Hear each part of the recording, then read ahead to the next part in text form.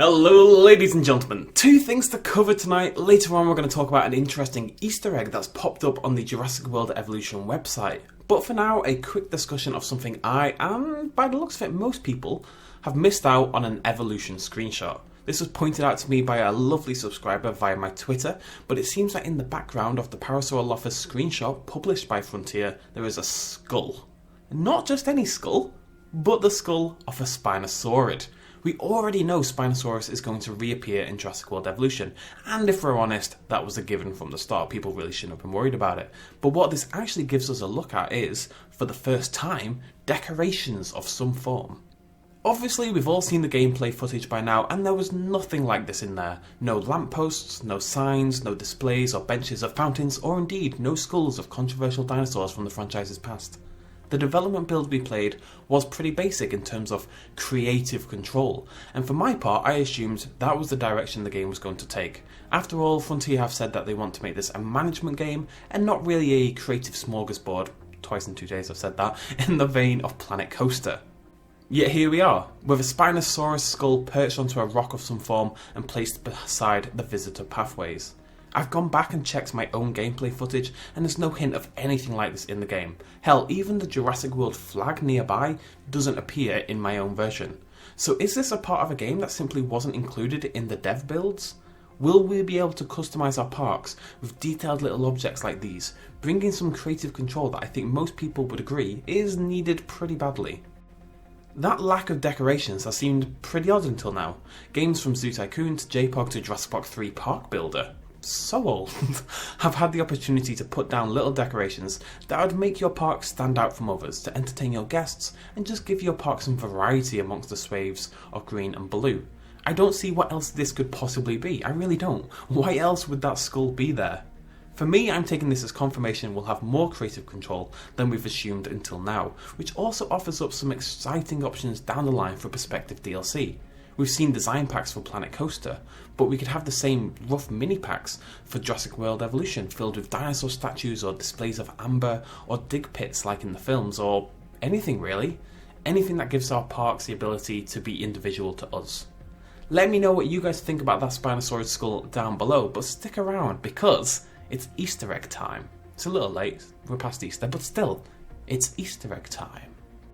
I just want to finish this video with another little thing, a little Easter egg and some interesting information. So if you go to JurassicWorldEvolution.com, which if you haven't already, you should go check it out, there's two things I want to talk about. The first thing is this little list here. Now this is a list of 26 dinosaurs, some of them unlocked, and you'll notice very quickly that what they are is the dinosaurs from the species profiles, and the Apatosaurus, which is the newest one, has a little exclamation mark, which I guess is meant to say it's new. So these are all the dinosaurs we've seen before, just in species profiles. Now some people definitely looked at this list and took it as a, this is all the dinosaurs that are going to be in the game, plus the 5 from the deluxe edition.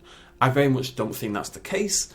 Obviously these are all going to be species profile dinosaurs based on the fact that they all are so far, so what I'm assuming is that we're going to see all of these in the coming weeks before the release of the game, and then the final 10 or so dinosaurs we expect to be in the game, plus the deluxe edition dinosaurs, bringing the total up to about 40, 41, they will be held back. They aren't going to release everything ahead of time, so we're going to see these species profiles in the coming weeks. And that's actually really interesting because as well as seeing a lovely tiger-esque orange Ceratosaurus for some reason, if you look over here, some people have actually begun to evaluate this whole list. But the dinosaurs are, in alphabetical order, Ankylosaurus to Apatosaurus to Brachiosaurus. Between Apatosaurus and Brachiosaurus, there is, as far as I can see, only one dinosaur that we suspect is going to be in the game that really makes sense, and that's Baryonyx, right? Between the AP and the BR, right? Yeah, so BA fits between the two really nicely, so the chances are we are going to get ourselves a Baryonyx species profile in the coming weeks. Now, given we haven't even seen Baryonyx, that is pretty damn exciting. I imagine this is the case. I imagine that one right there, just 2, 3 to the left of the raptor, that's probably the Tyrannosaurus Rex. We'll have some of these sort of saved for the end, but it's interesting to sort of sit down, evaluate these, and look at what we think each dinosaur could be.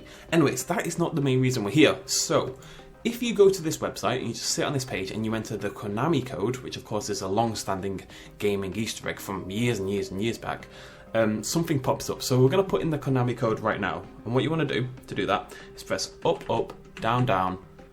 Oops, I'm not pressing the right keys. Up, up, down, down, left, right, BA.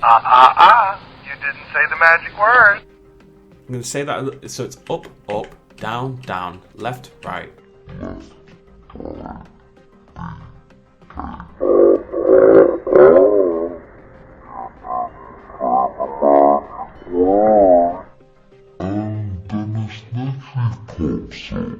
Doing his straight from the first film. Now this may just be a random little Easter egg put in for God knows what reason. However, that to me looks like a fairly recent photo of Dennis Nedry / Wayne Knight, the actor who plays him.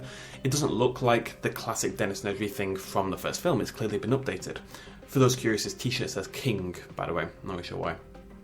Anyways, we know from a recent interview that, let's have the Metry. We know from a recent interview that a character whose motivations from the past Jurassic Park films and canon is going to be looked at in a little bit more depth in Jurassic World Evolution, probably on Isla Nublar when you get there at the end of the game, and that there's going to be a big reference to the original film. This has all been sort of confirmed, and that a person from the past in the franchise is going to return. Now, we thought it was Dodgson, because that would make a lot of sense, and Dodgson's motivations weren't really explored in the film, and Biosyn wasn't really explored in the films as opposed to the novels. The problem with bringing Dodgson back is that his actor, I'm not going to go into details, but let's just say the actor will not be returning to the franchise, so feel free to Google that for yourselves. But Dennis Nedry would actually be a really interesting way to do it. The film really didn't go into his driving motivations other than he wants a bit of cash and he's a bit annoyed at Hammond for underpaying him.